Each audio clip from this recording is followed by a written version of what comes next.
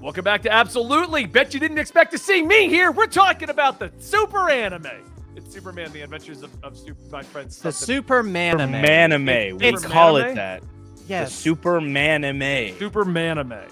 Is that like a manwich, which is dudes between bread? Which is what I've always Okay, pictured just a talk. manwich. Just talk. Okay. Let's Talk about go. the show. Intro. Let's not. Go. All right, so for today's episode, I'm going to join because I have yet to be on one of these episodes, and I wanted to give my overall thoughts. But I am on a very tight schedule today, so if I duck out early, I apologize. So I get to go first because, you know, I'm not known for talking too much. Supermanime is awesome. I love it. I even recommended it to my dad, who's a Superman fan. My only complaint, which is this is just my overall opinions of the series, since I haven't been on those once, is the exact same opinions that my dad has and everyone else that I've met is the changes are moving Superman off in a different direction that's very anime, very like modern day cartoon. Hold on, Now, that's a complaint? it is, but Okay. it's a complaint in the sense of it does change the overall Superman concept. The fact that he can't get super powerful, he's not just out the gate like I'm super awesome, that kind of a thing. Now it's a complaint because that isn't the Superman that we know, but I actually really like that at the exact same time Yeah. because I don't know what's coming. Superman isn't automatically going to be able to defeat something. He could get the entire tar kicked out of him, and then he amps up. And I like that actually as a fan of like Dragon Ball and that style of storytelling. The complaint is related to it's just not the Superman that we know, but I don't think this is a bad interpretation of Superman.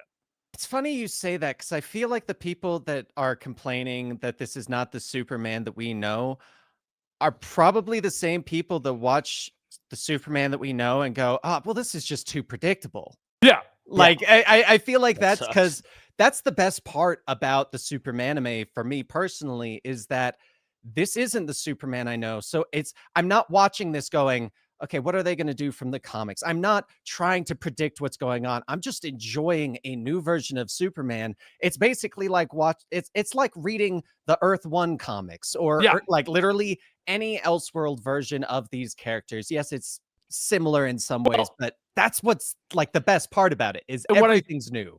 And it's not everything's new, actually. It's not actually a straight carbon copy, brand new take on the entire thing. And that's one thing I actually like about it because they're taking a lot of elements that we already know, such as Superman and Lois. Lois finding out about Superman. The story of her jumping off a roof or putting herself in harm's way is not new. That is a pretty by the books way that Lois reveals herself to Superman. Although in this version, I was like, you're insane. Like you are insane. You just jumped off a building. I mean, she was insane before she jumped off a building. But like, what a case in point, 6 had a portion where Superman, not knowing his own powers, didn't know he would be bulletproof, jumped in the way to protect Lois. That just small change is, I think, a good change because we all know Superman's going to be fine. But you get to have a different reaction from Superman and Lois because he doesn't know he's going to be fine. Yeah, I also really humanizes him. Yeah, it really does humanize him. And I really loved the reaction of Jimmy in episode 6, which is another thing that just happened. Because the standard Jimmy figures out Superman, that's how it happens almost every single time. What I loved is Jimmy's way of telling him that he had figured it out. That like the argument of like, well, I just thought this was something you would tell me eventually. And then Lois tells him, you told Lois before me? Like, so like just things like that. And then even his excuse, that's by the book Superman. I just wanted to be normal. But the portrayal, the way they're doing it in this story, I think is a great new way. It's a great way to bring in young kids. Like my nephew likes the show because it lines up more with modern day cartoons, powering up, the way that the animation's portrayed, things like that. In it, and I don't think you guys have talked about this, but my favorite part about this is I'm so tired of dark and gloomy DC. And so far, everything coming out of the show is just happy. It's all happy. Even when Lois is mad at Clark, bright tones, great acting. Overall, we're still in a great mood. I'm enjoying watching the show. I'm not walking away going, oh, I'm so sad. What a bummer. Another emotionally upsetting piece of media. That's not out of the realm of norm. This is great. We're not breaking down Superman and Batman. We're not seeing what it means to be a superhero. We're just telling the story of Clark and his friends Mhm. and the relationships he has. Oh, and by the way, he can power up into Superman. Like and I love that. I love what we're doing with that. It's a great show. I really do enjoy it. Okay. All right, so now that Benny's given his generalized opinions, Mhm. this is episode 5 and 6 review. So Yeah. let's quickly go through episode 5. Episode 5 is the one where we get basically the introduction to General. Or, I don't think they've said the name yet, so I'm I'm just going to assuming say it's the General Wade general. Eiling, I think they right? just say General Lane. There's They General do. Lane, there's Okay. Mandy, and there's Yes. Slade. Wait, Or do they General call- Lane? I don't. I Yeah, don't think I didn't know they called him General Lane. I assumed I it was don't like think they Eiling. did. I'm gonna Google real fast. 'Cause I I was gonna assumed say, it was Wade Eiling or like General Eiling or whatever. Like the Interesting. only other one. because I was avoiding saying anything because I don't recall. I don't think they've said the name, but I think it is implied. But anyway, so I'm we've looking, got I'm looking. It's an 5, army right? general working with Amanda Waller, aka Mandy, and we've Mhm. got a younger Slade Wilson in a very anime He's a style little suit. anime boy. That's Yeah, what he is. so thoughts on this new version of Slade? Because personally, We got him at the beginning of the first episode, I believe, or maybe the first and second episode. I think he was in Can we both of just those. comment that first off, they're calling him Slade again? We're still stuck. You know why that is? Teen You Titans of the all people. cartoon. Yeah. So Mhm. what's the Yeah. reasoning behind why he's They Slade? couldn't use the word death in that show because it was a Cartoon Network show and the studio said no. So they called him Slade by his first name. So now he's going by Slade again. But I imagine it's because in this show, he's not Deathstroke yet. yeah, Oh, He's that could Slade. be, yeah, he's He's just the not comic, changed into he's it. like Slade, the secret agent, which I is what think he is up it's- until that point. Okay. yeah. I think it's either The that or general- it's a throwback to the original Teen Titans, since this is on Adult Swim, the adult version that's connected to Cartoon Network. So it could be either way. But I have a feeling I'm more on the line with Hassan of I think he's going to become Deathstroke after something between him and Superman. Kind of like Ivo became actual Ivo. Mhm. Okay, so I looked up the general. The general's name is the general. So either that's Okay. just what they're gonna call him, or they are hiding he's somebody more important. Gotcha. I think it's gonna be her father because I think haven't so. we haven't alluded to anything Yeah. involving Lois's family yet. I feel like I thought they interacted on screen at some point or they had like some kind of background thing, but I don't recall at this point. I just remember I had like a feeling that it wasn't Sam Lane, and I could just be entirely wrong on that. One thing I want to bring up immediately in the discussion of episode 5, I was very sad we missed this on the release because I was away. This was the thing that got the most trend out of this whole show. This was incredibly viral, very hot button topic. People were really, really angry because, and I guess it might be less heated now because we've gotten to see the fallout of it one episode later. They turned on the show. They went from this show is amazing and perfect, and Lois is the cutest Lois that's ever existed with the cutest Clark that's ever existed to Lois sucks, boo. She's basically Amber from Invincible, boo, and they hated on her. I personally didn't feel that way when I watched the episode. I was frustrated because I want friends to be friends, but I didn't like see it as vindictive character assassination. They're like, why would she do this? She's not shown to be like this. How do you guys feel about that? Because that was the viral trending topic of these episodes. I assume you're referring to the fact that she got very upset with Clark over the fact that he's Superman and he didn't tell her. Because I will agree, I got very frustrated with her. I was watching that and I'm like, wow, that is a huge turn on someone that you openly admitted you were going to share all their secrets with the world. And then all of a sudden, oh, you would think I would do that? Yes, Lois, because you specifically said that you were going to do those things. So I could see why the internet would jump on her for that, because it's also, we're in a 25-minute show. So you kind of got to speed run the argument between them and keep the heat up.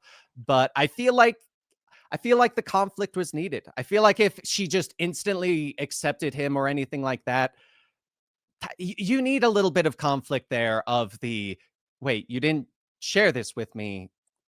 What the hell? Right. Yeah. I honestly, she's normally mad that he hasn't told her.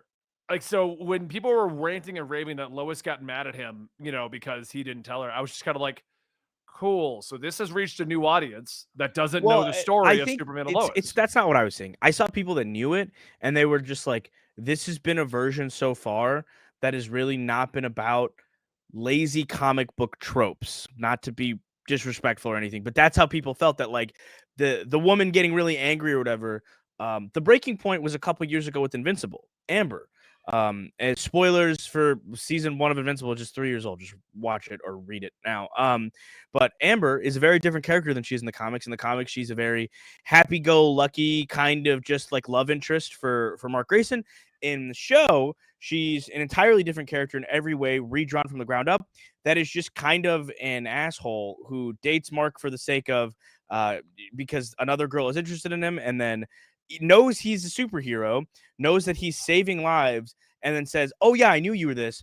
I'm still mad at you." At one point, Mark, the breaking point for their relationship is when he saves his friend from getting murdered by an android played by Ezra Miller. Crazy, wild world we live in. Instead of getting murdered while they're at a college thing, he switches to his costume. He saves them, and she was very angry about that. So people were getting flashbacks because that was the last really big trend of that, and they hated that character.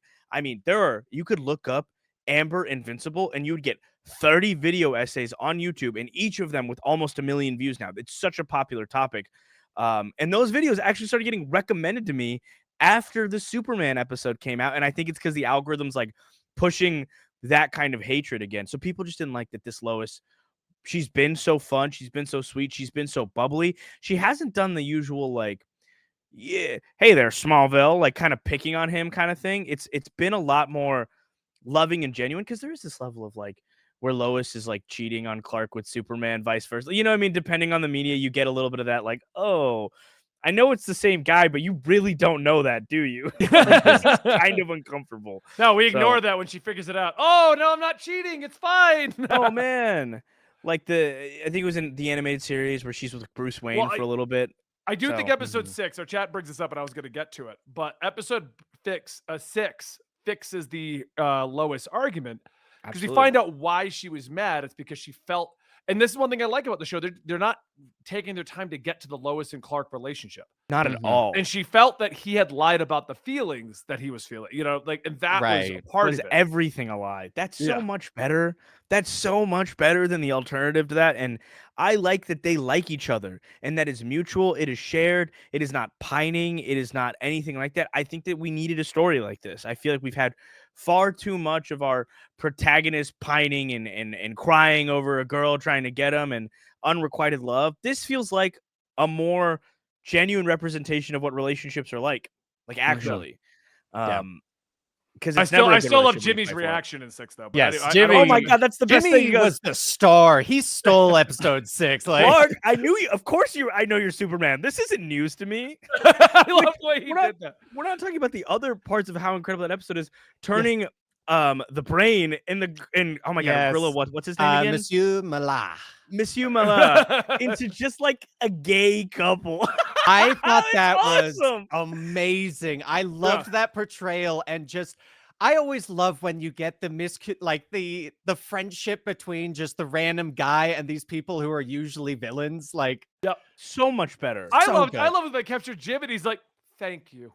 Like, thank you, what? And when he grabs the the FBI or the CIA laser and he's saying it, and the monkeys in the background like mouthing the words like, yes, it is that ray gun. Like, they're just all getting so excited. I thought that was just such a good little twist on the characters that, I mean, it wasn't necessarily needed, but it wasn't like against anything that was there, because they're not the real main villains of the season that we're going through right now.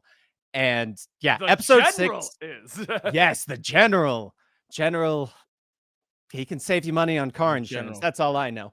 But I know. Did you know Shaquille O'Neal owned that company? Yes, that's why he's in all the commercials. I did. I just saw a video from some YouTuber who did a commentary on all the ads that Shaquille O'Neal is in, and that made me go, "Wait a minute, does he own the General?" And I googled Papa John's, all the auto dealerships around America. And the General. And the General. That's how he gets them to get so much more popular. But episode 6, I thought it was fantastic, and it's funny you say that they finished the Lois Lane thing in a great way in episode 6, because the outrage that they got from episode 5 from that really got this show more popularity than really anything else, because it got popular because she was cute, got popular because everyone was mad at her. Either way, the name of the show is in the news. Also, Yeah. just to correct myself, there's 10 episodes. It will be ended. The last episode is August 31st. Oh, that's perfect. Then you can hop in on that one, and you'll do. This is your mid-season, and then you can hear Yeah, for the I'm at the final one. mid-season point. So, Yeah, any other thoughts? I just love this show a lot. It was one of those things that the So reason much my better than Young studios- Justice, isn't it? Isn't it? Just admit it. It's better than Young Justice season 3. You know what? It's giving me it's actually, I'll say, like, I was thinking about Young Justice because it's made by Studio Mirror, so like motion looks very similar on it on the episodes of Young Justice that actually had money, because it wasn't a lot of them, especially in the later years because they couldn't animate it very well. But it's made by Studio Mirror, so I was thinking about Young Justice and how this show has such creative liberties, and they really take their time to introduce characters as if you wouldn't know their comic book counterpart at all. Mhm. Young Justice at times would, I think, to the benefit of like a DC comic book reader, right? And to the benefit of somebody even sort of aware of it, you get a lot more out of that show by being a fan because the background characters are incredible. You Mhm. get name drops of kids in season 2 that don't become heroes till season 4. But you'll know if you hear Stephanie Brown, you know Stephanie Brown's going to become a part of it eventually. She's just a kidnapped kid in the middle of season 2 of Young Justice. You don't know anything else about it. Versus this show, which does this like genuine reimagining. And while that is a reimagined DC world, it's a reimagined DC world that is very much the representation of history and lore. And this is this new thing. And there's a world where I love both of these so much for such vastly different reasons. So yeah, I knew you were gonna pull a little. You're trying to get a Hussin moment out of me. I'm trying to get a I still Hudson love moment Young out of you, Justice. but you're just too tired to give me one today. I'm not tired. Oh, I am. I'm very tired. I was supposed to say that. Well, let me yeah, ask you this. I want to ask you guys something since I'm here for the mid-season. Okay. Mm. If this became the new animated DC universe and they expanded upon it, like we did season 2 of Superman, but we also got a Happy Batman.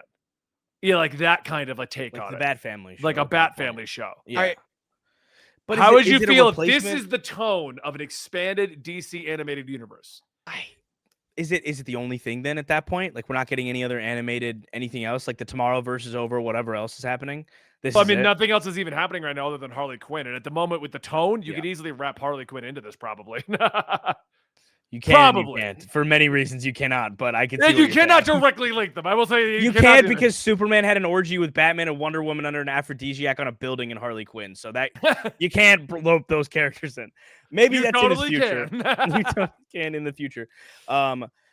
Yeah, I don't know if I would take this as a replacement because I am a 24, almost 25-year-old adult, and this is sometimes it got like kind of adult moments. It's really marketed for kids, and I need something with a little bit more tact. Doesn't mean doom and gloom, but like Harley Quinn is an adult show. Right. I Well, appreciate okay, not that. happy go like Batman's not going to show up and be like, "Hey, chums, let's go." No, but like middle ground. Like Yeah, we get- this show style.